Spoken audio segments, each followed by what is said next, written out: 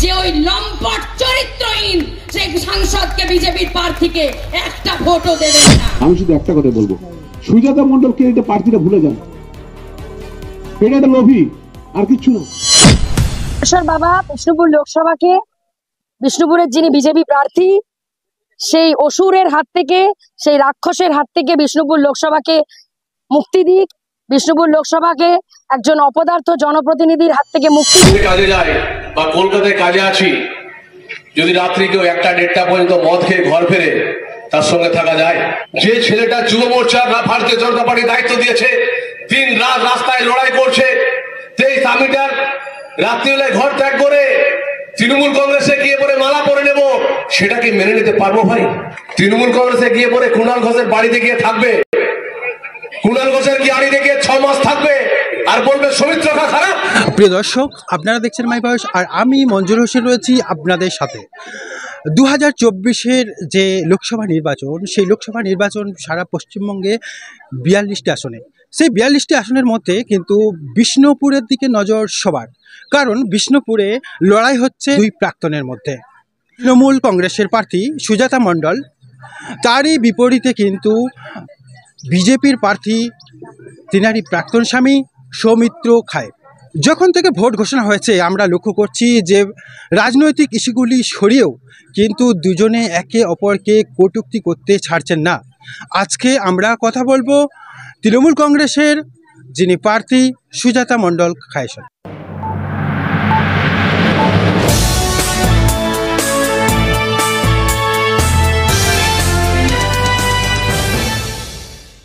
কোথাও কি রাজনৈতিক ইস্যুগুলো পিছনে ফেলে ব্যক্তিকেন্দ্রিক হয়ে যাচ্ছে ইস্যুগুলো? এটা আপনারা করছেন মিডিয়া। আমি ওনাকে ব্যক্তিগত জীবনে কোনো ফোকাসই দিতে চাই না, কারণ সেই যন্ত্রণাময় অত্যাচারের দিনগুলো আমি আর মনে রাখতে চাই না। এই লড়াই আমার বিষ্ণুপুর লোকসভার গণতন্ত্র বাঁচানোর লড়াই, এই লড়াই আমার বিষ্ণুপুর লোকসভার মানুষের জন্য আগামী দিন উন্নয়ন করার লড়াই, এই লড়াই আমার ধর্মের লড়াই, ন্যায়ের লড়াই, সত্যের লড়াই। সেখানে প্লিজ আমার ব্যক্তিগত জীবনের সেই যন্ত্রণা দগ্ধ দিনগুলো বা যে যন্ত্রণা দিয়েছে তার কথা বলে আমাকে আর প্লিজ আমার সেই পুরনো যন্ত্রণার দিনগুলো ফিরিয়ে আনবেন না। আচ্ছা, 2019-এর লোকসভা নির্বাচনে এই বিষ্ণুপুরের প্রার্থী যিনি ছিলেন তাকে জেতাতে আপনি সহধর্মিণী হিসাবে কাজ করেছিলেন, কারণ তখন বিষ্ণুপুরের প্রবেশাধিকার ছিল না। তাহলে কি সেই কৃতিত্বটা এবারে আপনি কাজে লাগাবেন? দেখুন, আমাকে বিষ্ণুপুরের মানুষ ঘরের মানুষ মনে করে।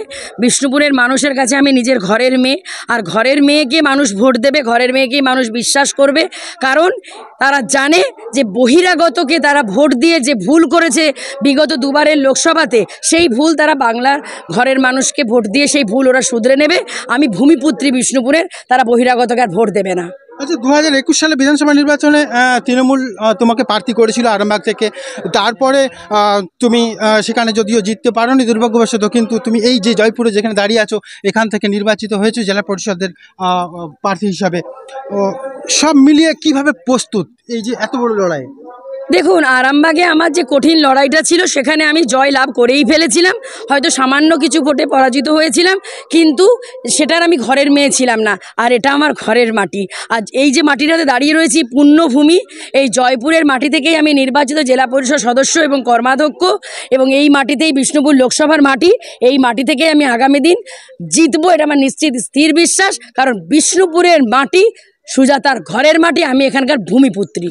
বিরোধীরা বলছে এই ভোট ঘোষণা কেন্দ্র করে বিভিন্ন মন্তব্য তুমি করছো, সেটা নাকি টাইম লাইনে থাকার জন্য। কি বলছেন? টাইম লাইনে থাকার জন্য কি এসব মন্তব্য করছেন বিভিন্ন রকম?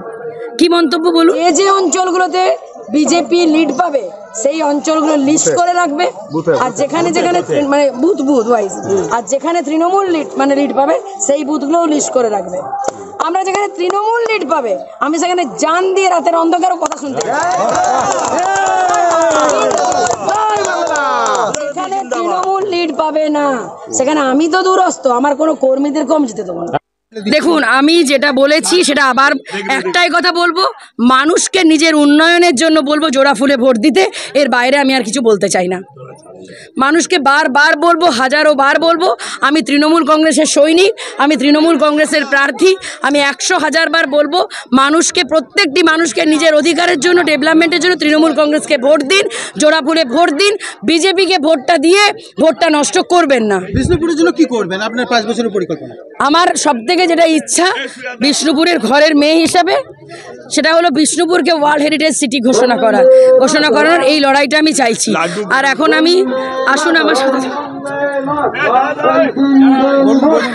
আমি চাই বিষ্ণুপুরের ঘরের মেয়ে হয়ে বিষ্ণুপুর লোকসভার মানুষের জন্য উন্নয়ন করা, বিষ্ণুপুর লোকসভার উন্নয়ন করতে। অসংখ্য ধন্যবাদ দিদি, আপনাকে শুভেচ্ছা। আগামী 4ই জুন যে লোকসভা নির্বাচনের ফল বেরোবে তখনই বোঝা যাবে যে কে জিতবে এই বিষ্ণুপুর লোকসভা কেন্দ্র থেকে, সৌমিত্র খান নাকি তার প্রাক্তন স্ত্রী সুজাতা মণ্ডল, তার দিকে কিন্তু আমাদের নজর থাকবে। ততক্ষণ পর্যন্ত সমস্ত দর্শক ভালো থাকুন, সুস্থ থাকুন, ধন্যবাদ।